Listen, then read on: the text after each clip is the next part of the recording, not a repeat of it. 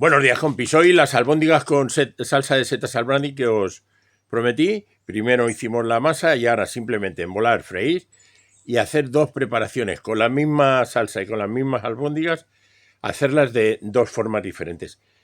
Hay personas a las que le gusta de una manera y a otras de otra, pero a mí me gusta de las dos. La verdad, aunque las fritas con la salsa me parece la mejor opción para estas. Porque yo creo que depende mucho de la salsa, que te queden mejor o peor de una manera o de otra. De cualquier forma, que disfrutéis de la receta. Hasta el próximo vídeo, compis. Comenzamos. Bueno, ya os he dicho que son dos preparaciones. Vamos a empezar con la primera, que sería... lo primero que vamos a hacer es enharinar las albóndigas. A una fuente le damos un poquito de aceite en el fondo para que no se peguen. Nos mojamos las manos y empezamos a embolar.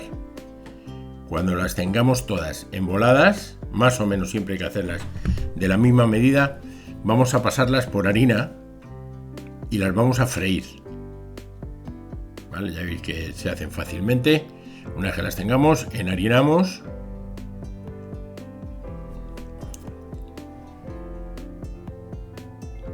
Y las vamos a freír. Bueno. Las freímos poquito a poco para que se hagan por dentro, pero no se hagan del todo, porque, bueno, en este caso nos interesa, por lo menos a mí me gusta que estén jugosísimas. Las vamos a hacer fritas para las dos preparaciones. Primero se pasan por la sartén, se fríen, se doran y se sellan. Y entonces, una vez que las tengamos, en una le vamos a añadir la salsa por encima, que ya la tenemos hecha, de una receta del canal que se llama salsa de setas al brandy, y que os voy a dejar el enlace arriba cuando la pongamos a calentar. Y simplemente freímos unas patatas, añadimos las albóndigas. Esta es la salsa que la teníamos congelada y que es una salsa de verdad, es brutal. Un día os voy a hacer una hamburguesa, le he echado un poquito de agua, ¿vale? Porque las salsas cuando están congeladas siempre hay que ponerles un poquito de agua y dejar otra vez evaporar para que no se peguen, no se nos pegue, porque tardan un poquito y ahí se nos podían pegar.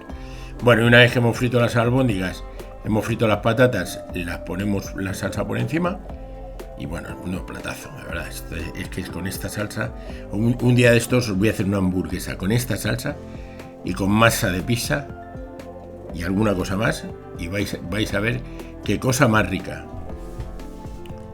En vez de con pan, envuelta en masa de pizza.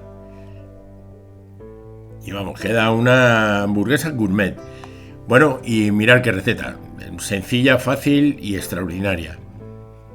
Sencilla y fácil porque ya tengo hechas las dos cosas, pero normalmente si las vais a hacer se tardaría un poquito, una hora y algo tenéis de jaleo.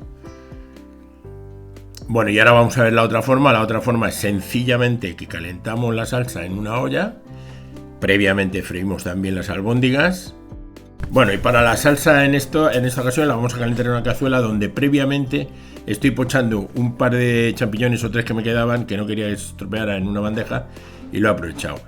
Incorporamos la salsa y le vamos a echar un poquito de agua al cacharro para rebañar y a ver si aprovechamos y le añadimos el agua que os digo que conviene echar cuando levantemos una salsa que tenemos congelada. Entonces ahora la levantamos, levantarla es que empiece a hervir. Y cuando empiece a hervir, que ya la tengamos más o menos como estaba, añadimos las albóndigas y otro poquito de agua para que se cuezan y vaya evaporando y al final se quede todo una salsa como al principio, pero que tenga un tiempo de cocción. Si la dejamos la salsa entera se va a quedar deshidratada, como quien dice. ¿Vale? Entonces tapamos durante 5 o 10 minutos y ya tenemos el guiso. Ahora las podríamos emplatar o lo que podemos hacer es directamente incorporar las patatas en el guiso, moverlo. De la otra manera emplantamos las albóndigas con la salsa y ponemos las patatas fritas al lado. O sea, ahora podríamos hacer esos dos pasos. A mí me gusta este último más, porque la patata se impregna de la salsa y está buenísimo. Añadimos un poquito de perejil para darle color y a emplatar. Bueno, espero que disfrutéis de esta receta. Hasta el próximo vídeo, compis.